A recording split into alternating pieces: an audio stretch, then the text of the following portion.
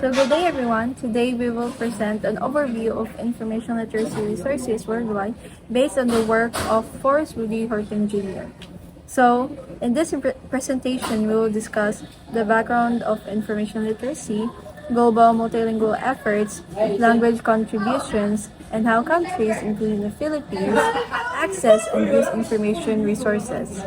So to begin, information literacy is the ability to find, evaluate, and use information effectively and responsibly. In today's digital age, we are constantly exposed to a large amount of information from the internet, social media, and other platforms. However, not all of this information are accurate or reliable. Because of this, information literacy is very important. It helps people think critically, avoid misinformation, and make informed decisions. It also plays a big role in improving education, communication, and overall development in different countries. So for this part of our presentation, I'm gonna talk about the background of the term information literacy. So the actual term for information literacy was created or coined by Paul Zarkowski around the late 60s and early 70s. During this time, the actual concept, not the term, the concept of information literacy was already being used way before the time that Paul Zarkowski actually created it. So it may have been centuries before he created the term. It was already being used as a term for basically being able to find information, be able to know how to use it properly, and knowing when or how you'd use it. During the 1980s, the popularization of the early computer models were being shown worldwide. So during this time period, the actual gathering of information was being quicker and easier compared to the just a decade before. So finding information was now quicker since you'd only have to have a computer or a computer device to be able to find information. But of course, there are still some downsides, like the early model computers were only be able to be found in certain locations, or they were very bulky, so it won't be very mobile, or you won't be able to carry it anywhere. So now I'm gonna talk about the 21st century. So during the 21st century, of course, we have now more improved, faster, smaller, and more compact models compared to the 1980s. So computers, cell phones, laptops are now more accessible. They are more mobile, which means you could carry them anywhere. You would be able to use them in most places since, of course, most places now have internet or data access.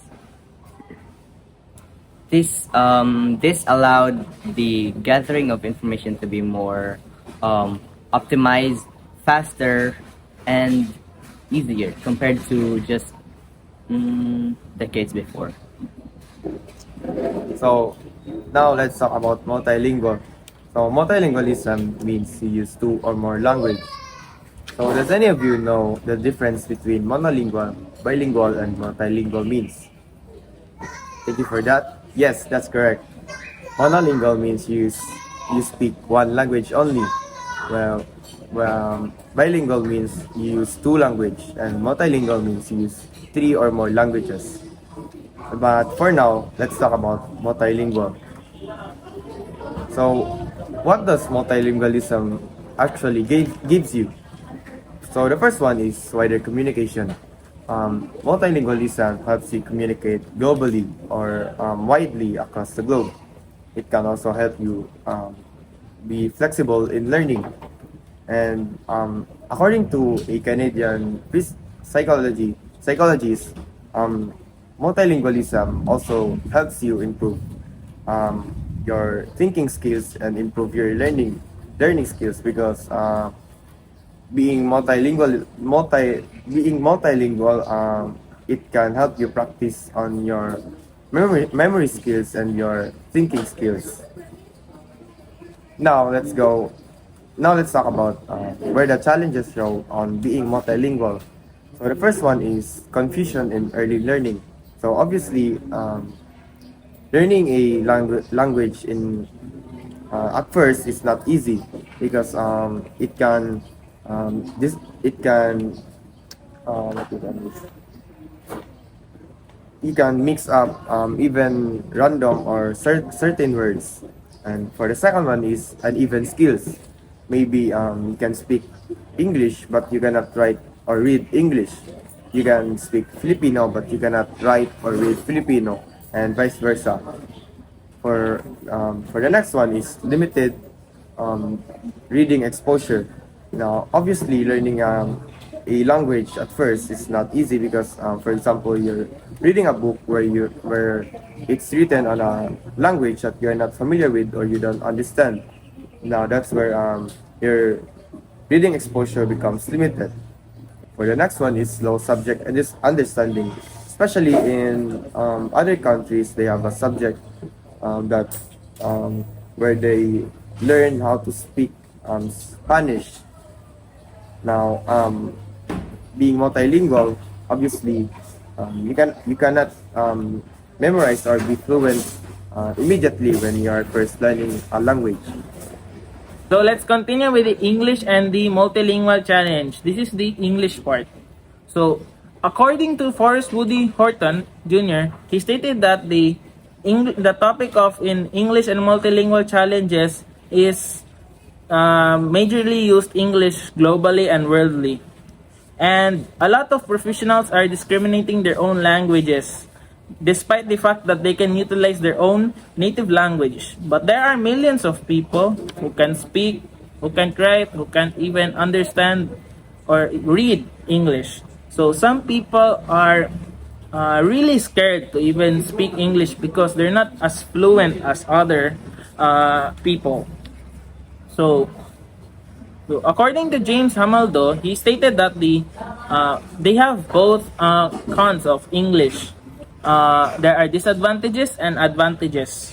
So the advantages is that English is worldwide. So English, since it's worldwide, it makes also English more easier to communicate, and it's a mostly widely used in international countries. Like if you go to other countries, you majorly use English. For example, I went to Korea or Singapore. We use mostly English because since we are not known by their own language, their own native language. So that's why we use English language as an international language to communicate each other. And the advantages of it is that the language barrier.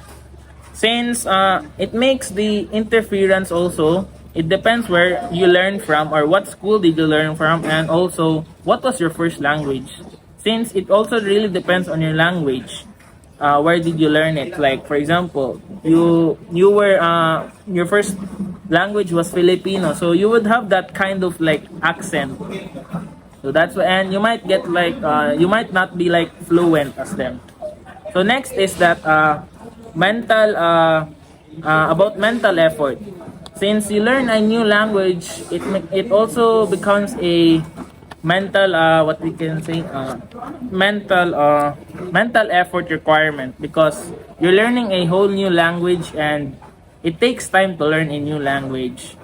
So these are the advantages and disadvantages of the English and multilingual challenges. Thank you. So, in Chapter 3, it focuses on the Worldwide Multilingual Information Literacy Resources Project. So, this project was developed to respond or address one of the major challenges we face in information literacy, which is the issue of language. So, historically speaking, the concept of information literacy was developed mainly in English-speaking countries like the UK and the US.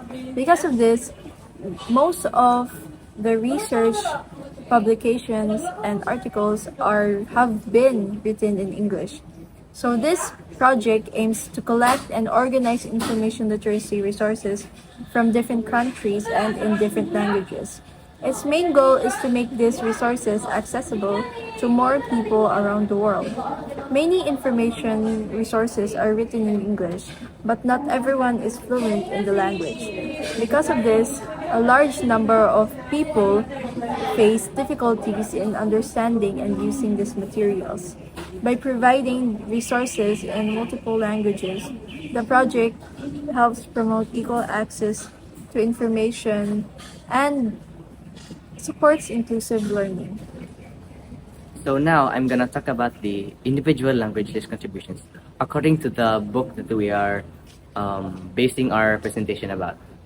So the individual language list contribution is a list of languages that have been contributed by many countries worldwide. So for example, English, Chinese, Korean, Filipino.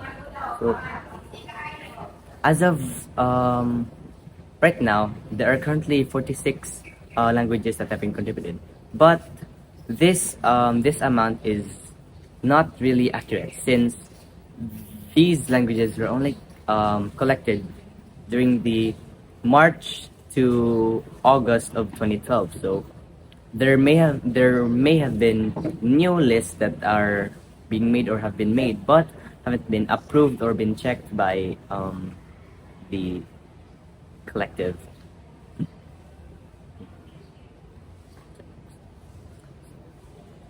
So these are the languages that have been contributed during the 2012 collection. So as you can see, there are 46 languages. Now let's go to the Philippines, our home country. For the Philippines, literacy rate is 90%. This is from Philippine Statistics of Authority in 2024. Now what happened to the remaining 10% of the Philippine literacy rate? Now, for the first one is definition is strict. Being literate means you can write, you can read, or you can understand simple sentences. Now, if you cannot read but you can write or understand, then you are not literate. If you can understand but you cannot write or read, then you are not literate. And if you miss the three of those, even one, you are not literate. For the next one is poverty and remote location. Now for remote locations, their education limits them from being literate enough, and in poverty, they obviously don't. It also limits them from being educated enough because they don't have that enough budget. For the next one is language gap in school. Now, for example, in convention center in Tibasak, they use the language. They use English language, and you can rarely hear them speak. You can rarely hear them speak Cebuano. Now, for the next one is older population. This mainly speak to obviously old people who do not have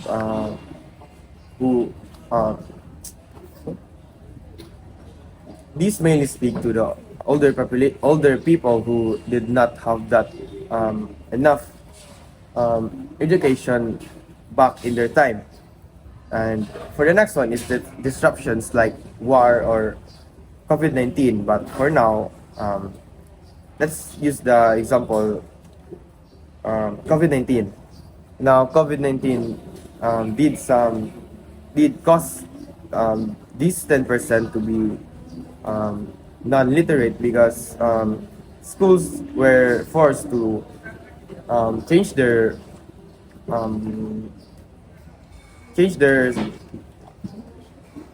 model method to online. Then I know we can all agree that online classes doesn't really help us. For the next one is fluency of the native language. Approximately Philippines have 95% fluency of the native language based from Philippine Statistics of Authority or PSA from 2022 census. Now, what happened to the remaining 5%? Well, the first one is language shift. Now, many students or people had their language shift from one language to another. Like, for example, Farmit speaks his native language, Punjabi, but in order to adapt to his surrounding, he shift to Cebuano. So, it is also the same with mixed language families or overseas raised Filipino. For the next one is developmental issues like ankyloglossia or tongue tie or short tongue. Short.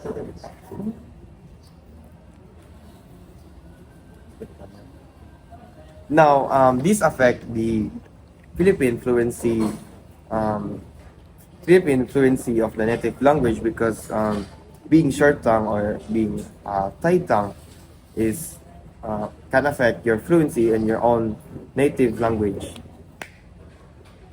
Now let's go to the Philippine English fluency of that.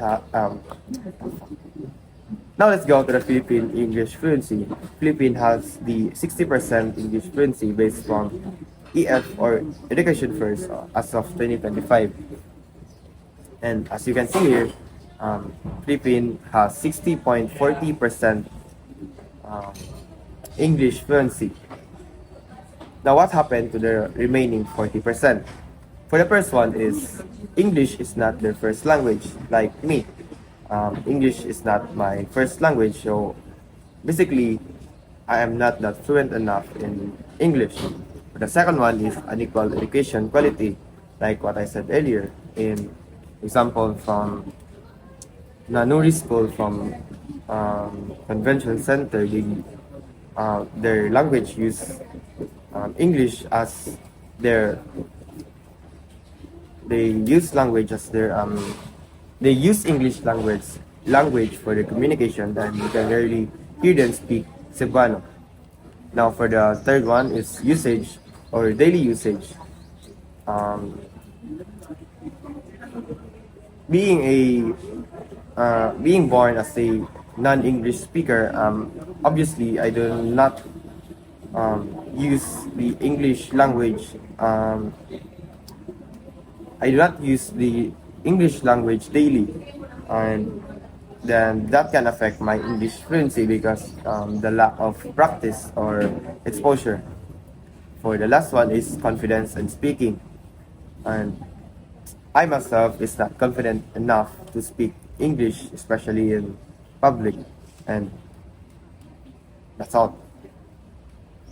Now, you may ask why we are more fluent in English language or rather than in speaking Spanish, where when we go back in the past, Spanish colonized us for about 333 years, wherein in American they colonized us for 48 years.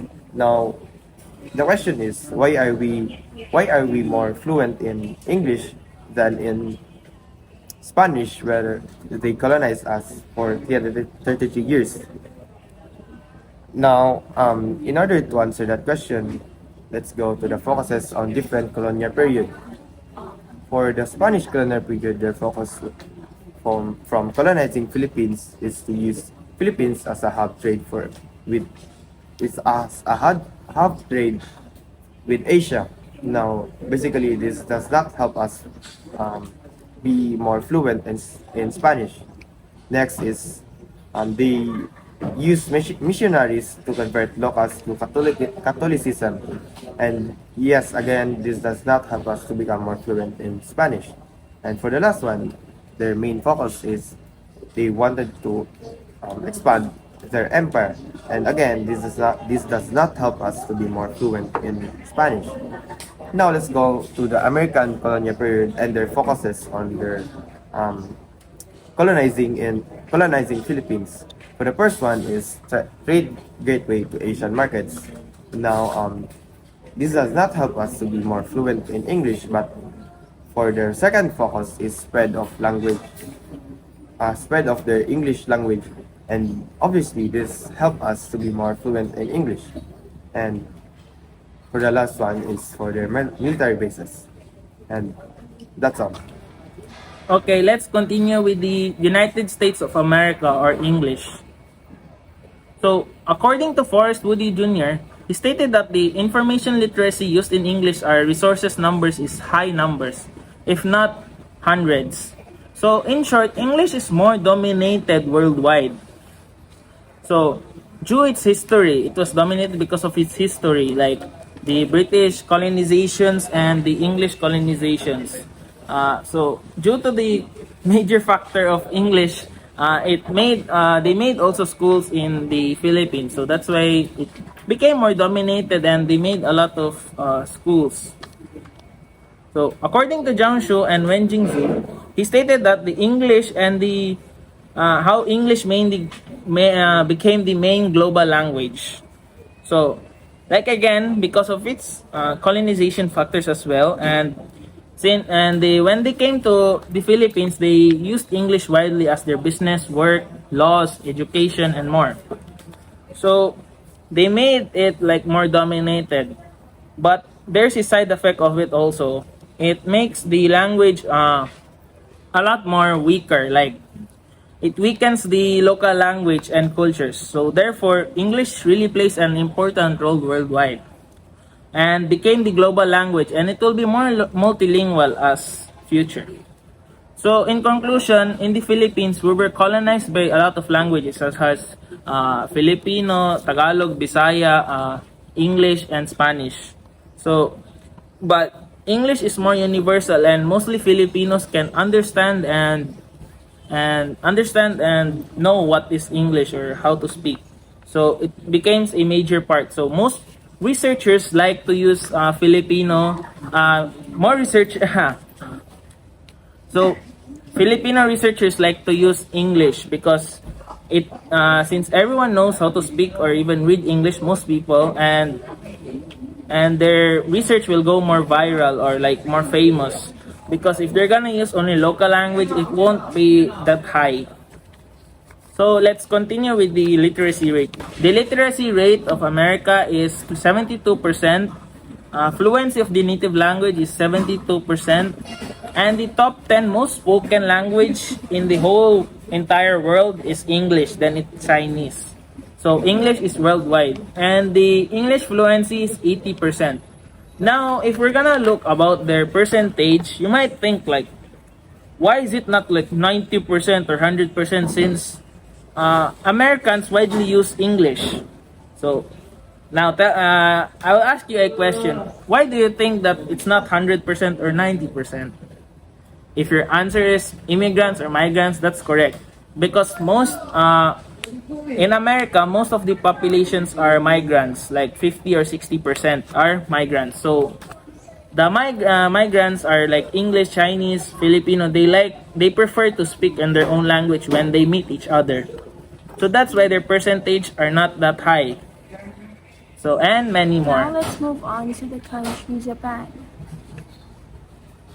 Japan is widely recognized as one of the leading countries in terms of literacy and education. According to UNESCO, Japan has a literacy rate of 99%, which means that nearly the entire population can read and write effectively. But what does literacy mean in today's world? Is it just about reading and writing, or is there more to it? To answer that, literacy goes beyond than just basic skills. It includes the ability, not just basic skills, but the ability to understand information not at the surface level but in a deeper context, evaluate sources, and of course have critical thinking. Since a large number of Japan's population are literate, most of its population already has built a strong foundation for these high-level skills. Also, this reflects the strength of their education system. From a young age, students are trained not only to read, but to understand information and to engage with the text that they are reading. So when they grow older, they are better prepared to come across complex ideas, complex topics without feeling pressured or feel burdened since they have come across it when they were still in school. So now let's move on to Japan's fluency of the native language.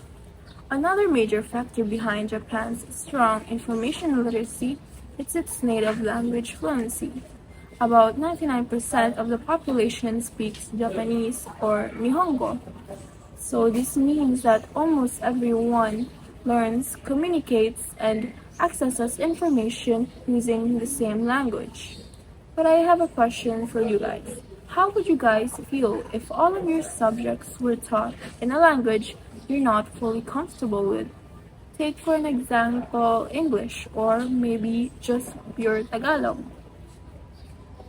Well, if you said that you struggle in that or you feel that it is hard, then it may be in the Filipino context only, because in Japan, students don't face that problem at all, since education, media, and of course government announcements are all in Japanese, so people can understand even the most complex topics or announcements without the barrier or the need for translation.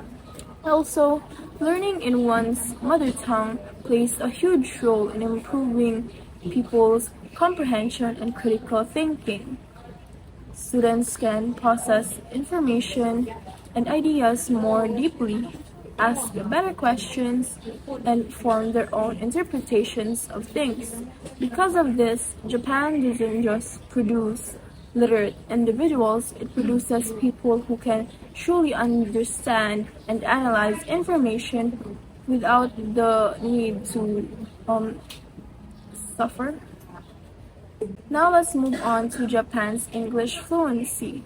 Although Japan has strong literacy in its native language, English, on the other hand, still remains limited. Japanese schools conduct English as a compulsory subject, so this means that it's a needed subject in their schools. However, many students remain at intermediate to basic levels. That is because only 28% of the population can communicate in English to an extent. However, only a small percentage of that can communicate English to an advanced level. Later on, I will be showing you the breakdown of this 28%. Also, because of this limited proficiency, it creates a gap when accessing global information, since a large portion of online content, academic researches, and international communication is in English. Limited proficiency can really restrict access to these crucial resources. As a result, many Japanese users heavily rely on translated materials or locally produced content. While this may allow access to information, it can limit exposure to diverse perspectives and to the latest or the newest global data. Now, let's move on to the Japan's competency rate in English. Here we can see the breakdown of the 28%. According to Robert Walters Japan, using the Common European Framework of Reference for Language, also known as the CEFR scale, only about 28% of the population can communicate in English to some extent. If we break that down further, only 0.2% are at the beginner levels A1 to A2. Around 19.8% are at the intermediate levels B1. And about 6% reach upper intermediate to advanced levels B2 to C1. And only 2% achieve near native language fluency, which is C2. This means that even if Japanese individuals are highly literate, they may still face challenges when trying to access international sources, or communicate globally. Finally, let's move on to Japan's strength.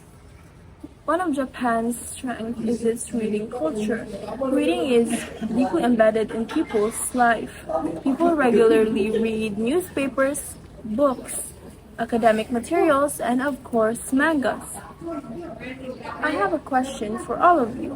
When was the last time you guys read a physical copy of a book? Well, in Japan, reading is not just a task, it's part of daily life. Because of this, people continuously improve their vocabulary, comprehension, and of course, their critical thinking skills. Unlike in some countries where reading habits are declining, like the Philippines, Japan continues to value both printed and digital reading materials. This strong reading culture plays a huge role in maintaining their 99% literacy rate and strengthening their abilities in evaluating and analyzing information. So, overall, Japan's success in literacy comes from a combination of strong native language use, a disciplined education, and of course, a culture that values reading. That is all. Now, let's proceed to the country. Proceed to the country, Korea. Now, in South Korea, most information resources are written in Korean, which allows their people to easily understand and use them in their daily lives. The country's literacy rate is 98.8%, which is a high literacy rate. And actually, this country has one of the highest internet usage rates in the world. Now, because of this, many resources are available digitally, including education materials, research, and government information. English is also taught in schools, but Korean remains the primary language used in most local content.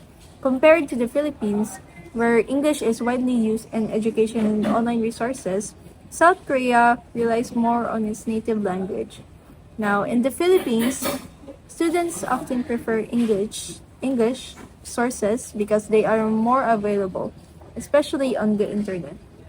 Now, this comparison shows how language affects access to information in different countries. Now, next is the fluency of the native language, which is 99%, which is almost 100%. So the reason why Koreans are so fluent in their native language is primarily due to intensive education and deep cultural immersions. Over 96% of South Koreans are ethnic Koreans, creating an environment where the language is used exclusively in daily life, media, and education. For the next is their English fluency, which is 40%, considered moderate. So this level is driven by an education system where it mainly focuses on exams rather than communication, vast linguistic differences, and limited daily opportunities for practice. For the next part of our presentation, I'm going to talk about China and its literacy rate, its fluency of its native language, and its English fluency rate. So the literacy rate of China is 95%, which is about 1.3 billion people. You may be wondering where the 5% went. But actually, China is split by a diagonal line called the Heihei-Tingcheng line, which is a line that spreads from the Heihei city, from the Heilongjiang province to the Yunnan province, or the city of Tengchong. And as you can see here, the eastern part of China is the more popularized and more urban parts of China, while the west is the more mountainous and more urban regions. So now, I'm gonna talk about China and its literacy rate, its fluency of the native language, and its English fluency rate. For the literacy rate of China, it's actually 95%. This is according to the National Bureau of Statistics of China. where it states the percentages of the regions of China and the actual parts of China that are more illiterate or more literate. So for the next slide, before I continue with the literacy rate, China is split into two parts. It's split by a diagonal line called the Heihe-Tengchou line or the Hu line, where in the city of Tengchong to the city of Heihe, there's a diagonal line which splits China in half. In the eastern part of China, you'd find the more urban, more popularized regions, and in the west, you'd find the more mountainous and more rural parts. So, and according to the National Bureau of Statistics of China, the top four most illiterate regions of China, according to percentages, are actually Tibet, Qinghai, Gansu, and Guizhou, where they are more, as you can see in the map, they are more rural, so they won't have as much opportunities to basically learn how to read and write compared to the eastern parts. So next is the fluency of the native language, which is 85%, which is according to the Asia Insight. So in Asia Insight, you'd find the diversity of the languages used in China. Next is, so here is the most spoken dialects of China according to the study by Mirala Lungu in 2024 and also by Diana Pluscaro in also 2024, but was updated in 2025. So as you can see here, the most spoken dialect of China, except for Mandarin of course, is the Wu dialect, which about approximately 75 to 80 million residents speak it. Next would be Cantonese or the Yue. Next is the Min, then the Shang. And here is the language split according to the Asia Insight. As you can see here, the reason why it's only 85% is because China is a multilingual country, so they don't only speak the dialects, but also languages by different countries. So as you can see here, some would speak Korean, some speak Mongolian, some Kazakh, and some Kyrgyz. But there will be different languages since, of course, China has a multitude of different residents. There may be some that speak different languages that aren't included here. Okay, so lastly is the English fluency rate of China. Now, according to the study by Diana Pluscaro in 2024 and updated in 2025, China has a fluency rate of 5%. But now, 5% might seem low, but actually, 5% of China's population is still 70 million people, which is still a lot.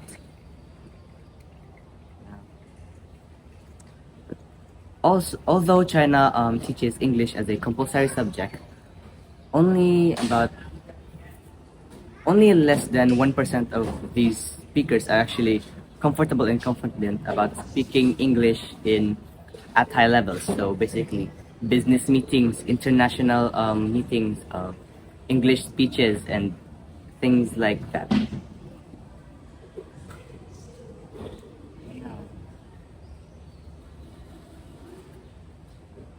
Now, according to the EF-EPI list, China has a EF score of 464, which would lead their general average to be in the B1 level, so in the intermediate speakers. But most of these speakers are in the A1 to A2 levels, so scores less than 400 to 200. Now let's move on to the literacy rate comparison of all 5 countries. Here you guys will be seeing the comparison and the statistics for all 5 countries we have showcased earlier.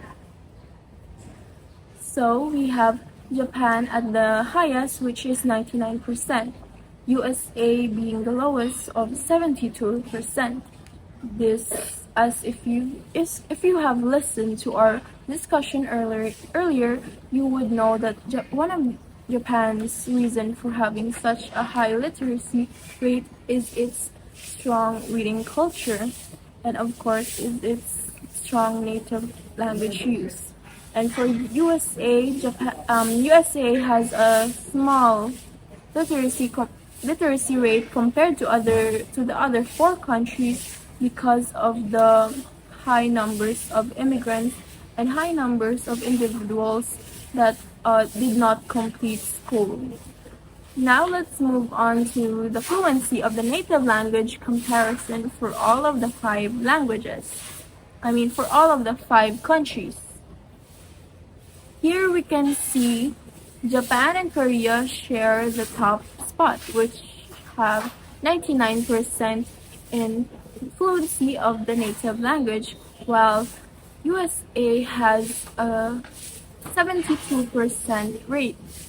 This is because Japan and Korea share a very strong education system where they value the need to use their native language or native tongues, which is Japanese or Nihongo, Korean or Hangul, while USA has a large number of immigrants that doesn't use or communicate in English. That is why they have a smaller fluency rate compared to the other countries.